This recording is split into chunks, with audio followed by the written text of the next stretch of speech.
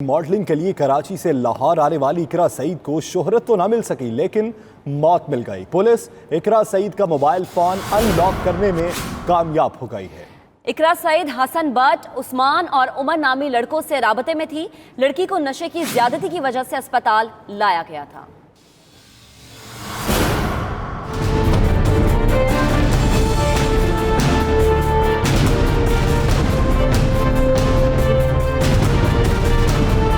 कराची से लाहौर आई तो थी मॉडलिंग की दुनिया में अपना नाम बनाने, लेकिन कुदरत को शायद कुछ और ही मंजूर था। महज कुछ ही लम्हात में मौत की वादी में पहुंच गई। पुलिस के मुताबिक लाहौर के इलाके शाहदरा में 3 रोज पहले लड़की की लाश मिली, जिसकी शनाख्त इकरा सईद के नाम से हुई। पुलिस का कहना है कि लड़की को अस्पताल छोड़कर फरार होने वाले 3 लड़कों के खिलाफ मुकदमा दर्ज कर लिया गया है।